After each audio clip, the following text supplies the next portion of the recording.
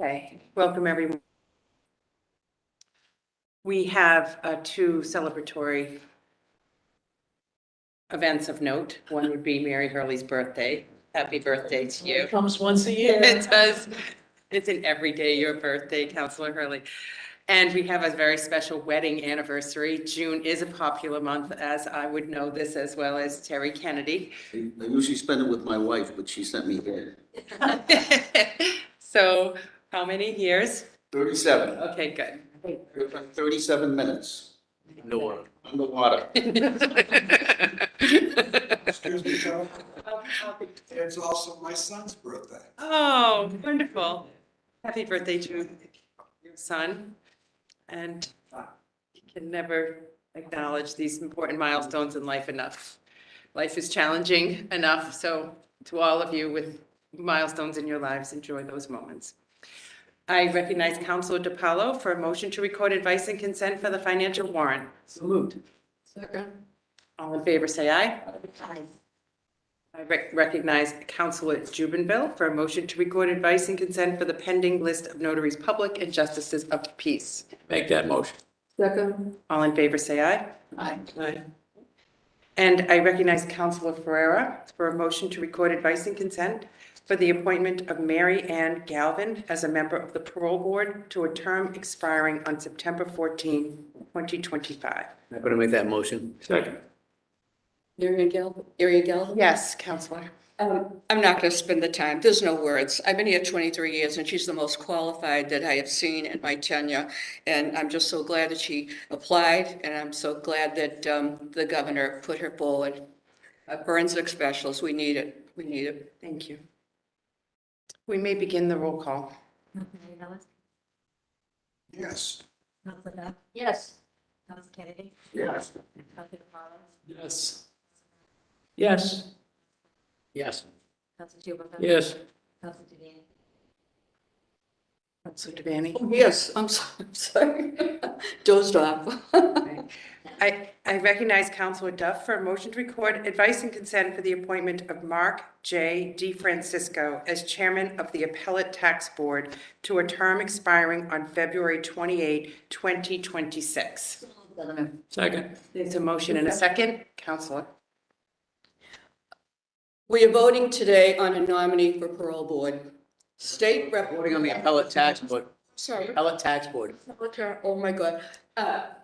Both of them, I could say right now, both of them so qualified and for reappointment. And I thank them for willing to serve again. And we're very lucky to have them. And I thank the governor for reappointing them. Okay, so this motion is for Mark J. DeFrancisco. There's a motion and there's a second. Who made the second? Second. Okay. And we may begin the roll call. Councilor Duff? Yes. Councilor Kennedy? Yes. Councilor DePaolo? Yes. Councilor Hurley? Yes. Councilor Yes. Jubenville? Yes. Councilor Devine? Councilor Ayala? Yes. Thank you. I recognize Councilor Jubenville for a motion to record advice and consent for the reappointment of Patricia M. Good as a member of the Appellate Tax Board to a term expiring on February 28, 2027. I make that motion. Second. Excellent. Okay, we have a motion and a second. We may begin the roll call. Councilor Kennedy? Yes. Councilor DePaolo? Yes. Councilor Hurley? Yes. Yes. Councilor Jubenville? With pleasure, yes. Yes. Councilor Devine? Yes. Councilor Ayala? Yes. Yes. Thank you. I recognize Councilor Duff for a motion to record advice and consent for the appointment of James M. Kelcourse as a member of the Parole Board to a term expiring on June 2, 2026. Move, Governor. Second. There's a motion and a second. Councilor. I'm sorry. We are voting today on a nominee for Parole Board, State Representative James Kelcourse. This is the fastest track I have ever seen in my 23 years. The process was about a month. When first elected, I investigated the Parole Board and found it wasn't in compliance to state statute for 30 years. They were all prosecutors. I worked hard to change it. I have seen wonderful, qualified people thrown off, not reappointed on the Parole Board. Lee Gartenberg, known as the Massachusetts expert on parole matters, He has advised the parole board up to now for years. Lee filled a 4-month unexpired term and wasn't reappointed. Lucy Abby Soto, outstanding, appointed by 2 previous governors for 5-year terms, was not reappointed. Lucy also is Hispanic. She speaks Spanish. How valuable on the parole board.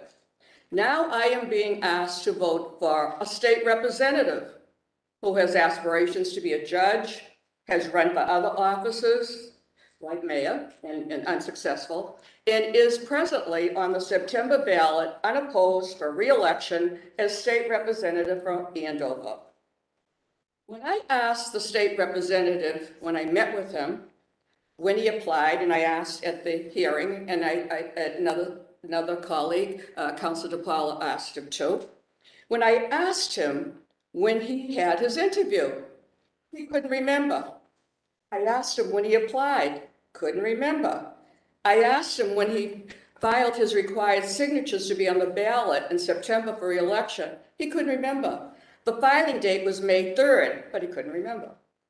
The letter to the council from the governor appointing the state representative was June 1st. This is the fastest track I've ever seen in 23 years. He also stated to me when I met him at his hearing, when he heard that there were 2 openings on the parole board, he called Councilors Kennedy and Jubenville. He said they encouraged him to apply. And when I met him, and also at the hearing, he stated that his father is a lifelong friend, childhood friend of the Speaker of the House. Representative Kelcourse has run for mayor unsuccessfully and has acknowledged publicly at his hearing, when he was asked, that he was interested in being a judge. As a legislator, I looked at his record.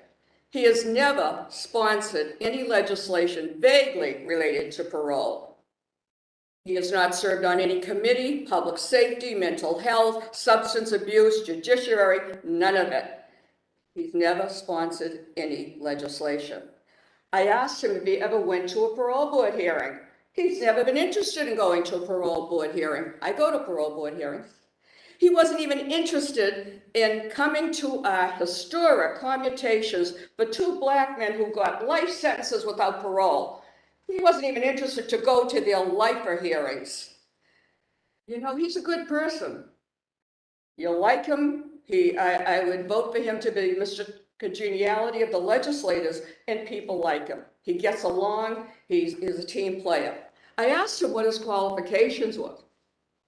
I believe in second chances. There's no one in this room that doesn't believe in second chances. Would we all apply for parole board because we believe in second chances? I find no joy in voting no, but I know this is wrong. When I see the good people, qualified people that are thrown out, not reappointed, and we have someone who's looking for something to go somewhere else to be a judge or to be a mayor or whatever. But I'm saying this is wrong. And he will be elected. He's unopposed in September. So he still has his job. And in Andover, they're going to have to maybe have a special election in November. I don't know. That's their business. But all I know is that this is the fastest track, not even a month. And as I said, another counselor asked the same questions, and neither one of them got the answer. He can't remember a month. So with that, I regret to say, I'm very disappointed that the administration would put up someone like this. We have so many good people, and no one comes in this fast. Lucy, 18 months it took when they threw her off, when they didn't reappoint her. 18 months, and I asked you, every week, Lieutenant Governor, we have a reappointment on the parole board, and then all of a sudden, we got someone else, political, and that's it. And I will not vote for someone political. I vote for good people that are qualified. He's a good person. He's a good legislator. And they like him. He goes unopposed. And that's all I have to say. And I'm really heartbroken over this. Heartbroken. Okay, we have a motion and a second. I just say, Councilor Jubenville. I was fortunate enough to have a couple of interviews with Mr. Kelcourse. And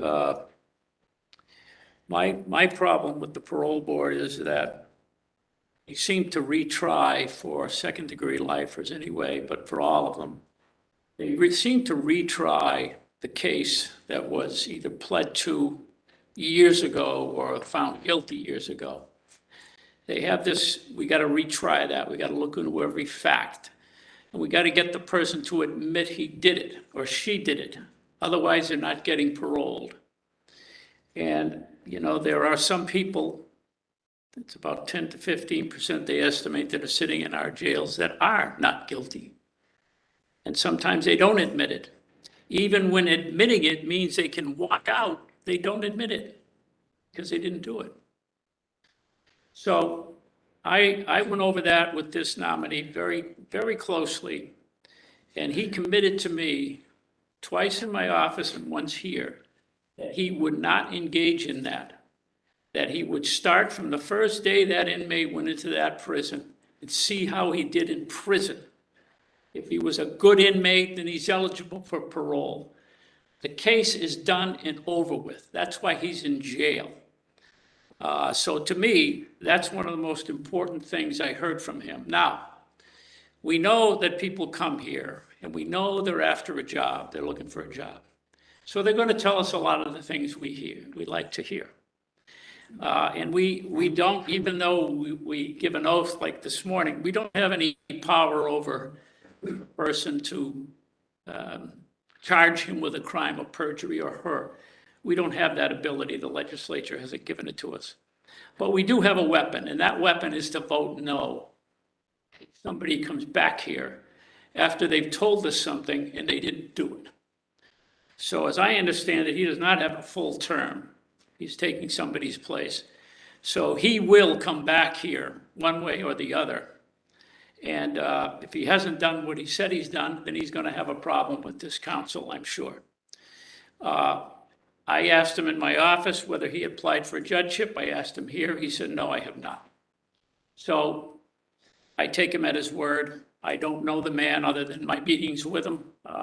He has done defense work, and I consider that a profession where you have to have empathy and compassion for individuals to be able to get up and make arguments in a courtroom. So I like that about him. And if he says what he's going to do, I think he'd be a great addition to the parole board. So thank you. Councilor DiPaolo. Representative Kelcourse is a good man. We've certainly heard about that. He's well respected. He serves his constituents well.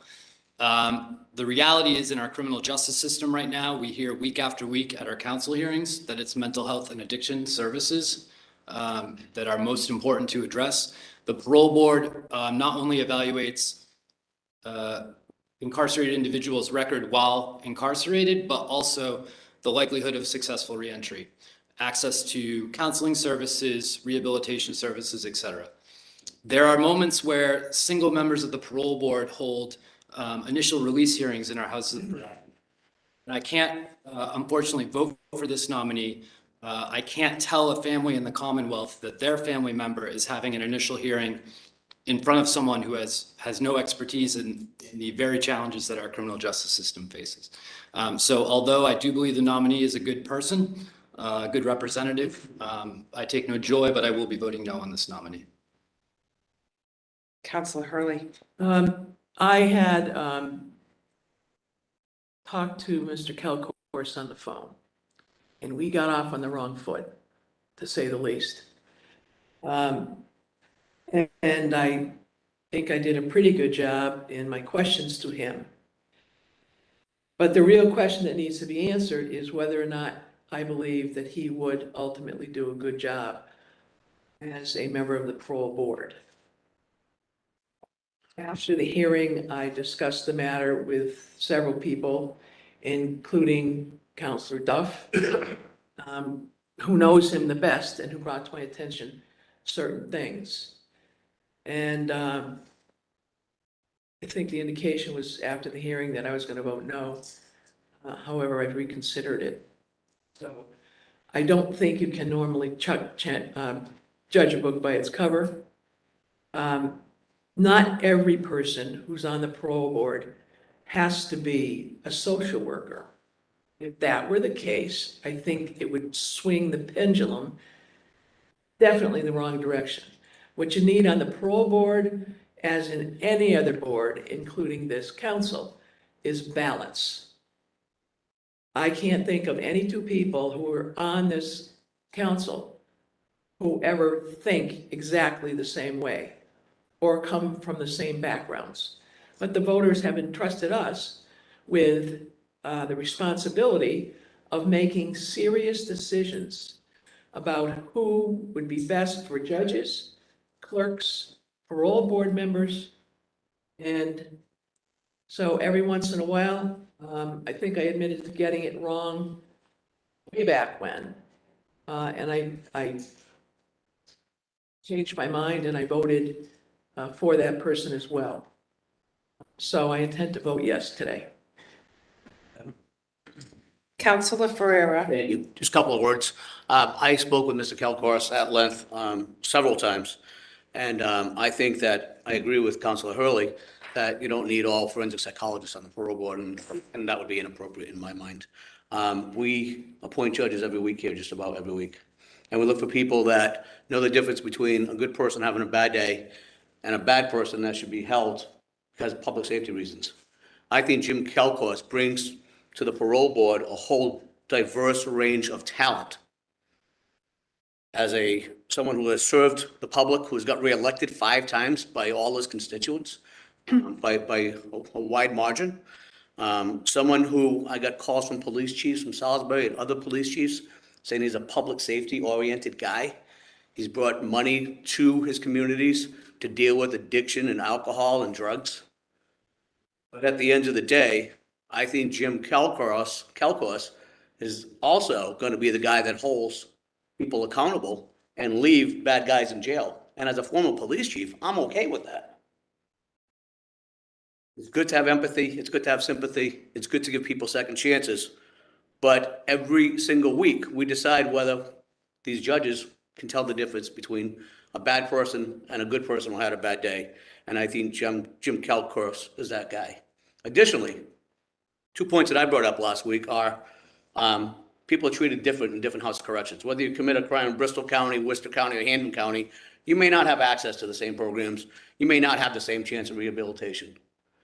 Jim Kelcourse, being a member of the legislature, knows how to work this building, and he could help with matters like that. Jim Kelcourse, as a state legislator, knows how to get funding for the parole board and make sure it's directed in the right areas.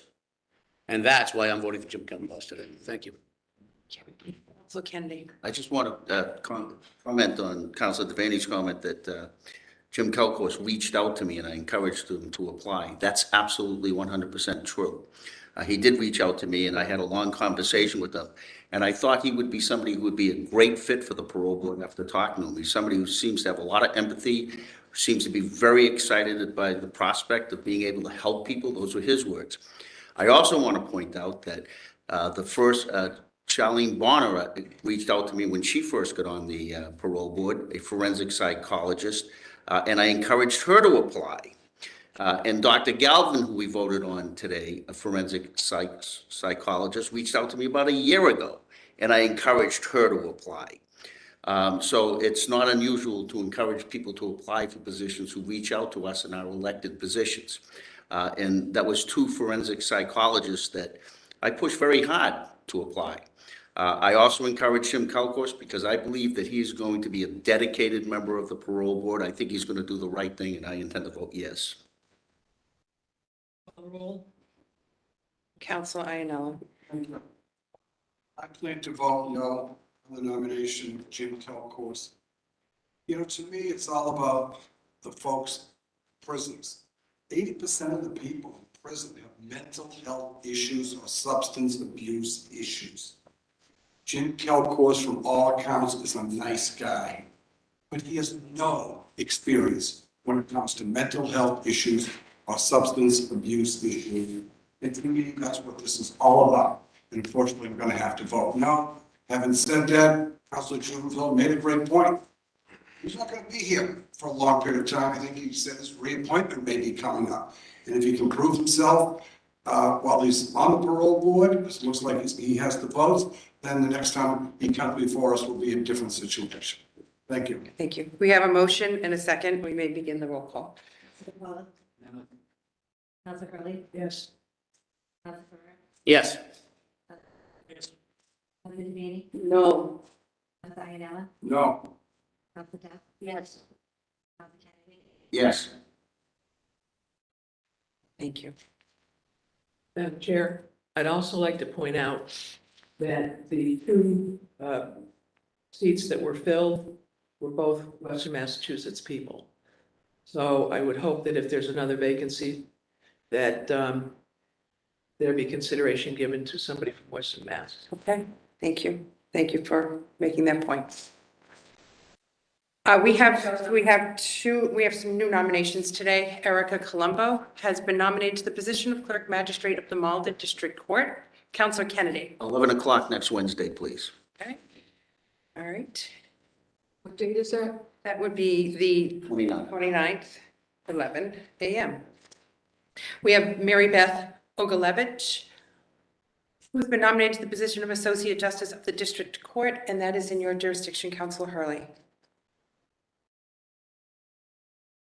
She, by the way, has a social work background. In any event, I have not had a chance to talk to her, but I believe we'd be going into July because there's 2 on for next week. So I will get back to Valerie probably, hopefully later today, and if not later today, certainly by tomorrow. Okay, very good. Excuse me. Christopher Henry, we have one more. We have, not yet, she's going to speak to the nominee. I'm going to schedule it after I talk to the nominee.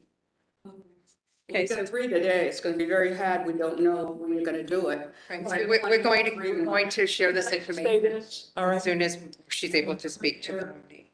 Speech a million times about not having 3 in one day. I did not intend to do that. The only reason and not waiting 2 weeks. The only reason I did Janine today was because she has had a long-standing intent to go to Europe next week. So as I understand it, Counselor Kennedy now has 2 on next week. And I don't intend to put it on for 4th of July week. So it will be probably the week after that. So that's more than enough time for you to have waffles. Okay, so Christopher Henry has been nominated to the position of Associate Justice of the District Court. Counselor Devaney, this is in your jurisdiction. We have one July 6th, right? And we have how many the 13th? There is one at 11 a.m. One of the 13th. So I'll say July 20th July 20th. at 1 o'clock. Very good. Thank you. It's a full agenda today. Appreciate your. I asked you for a point of information. I want something to add. It has nothing to do with what we've done. I'll take okay? that. No, I'm going to read it because it's going to be in the record in our council chamber. This is a letter that all the council got, and I think it should be on the record. And this happened in reply. This is the first time in my 23 years I've ever got a letter from the council, someone making a complaint about one of the members, and I think it should be addressed. Objection to I that. testified before council on Wednesday, June 15th, in opposition to Representative Kelcourse's nomination. I introduced myself as a volunteer with Parole Watch, and in that capacity had observed many lifer hearings and wanted to share my observations about the kind of expertise essential to the task of the Parole Board. I was surprised to be interrupted shortly after the beginning to be told, "You're not telling us things we don't know." You allowed me to finish and then again said, "You're not telling us anything we don't know." When we ask people to testify for or against, we're asking for people with direct knowledge of something. Now, you do have direct knowledge of the Parole Board and the hearings, but so do we. We know more than you do. This is from the chair. Quote. Are you suggesting that citizens who have devoted time and energy to a cause, in this case, the Parole Board, which you in particular have said you care deeply about, should not care that thoughts and observations regarding decisions that will profoundly affect that cause? Fundamental to the democratic process is an engaged citizenry. Telling citizens that you know more about issues than they do, and thus their input is not welcome, is not the attitude one expects from public servants. Maybe this was not your intention, but that was the message I heard. One last note. In the middle of being questioned by Councilor Devaney, there was significant back and forth among the councilors about the length of time a councilor was permitted to speak, as well as interruptions and accusations of lying. As a member of the public testifying at a public hearing, I felt this put me in an extremely uncomfortable position. This is on the record. 23 years, we've never had a complaint. This is embarrassing. It was terrible the way this person who's gone to hundreds of parole board hearings was told that we know more than she does and cut her off and so forth. But this is going to be on the record, this letter, and I'll give you a copy of it too. So thank you very much, because we don't accept this behavior. For anyone coming in, we show respect.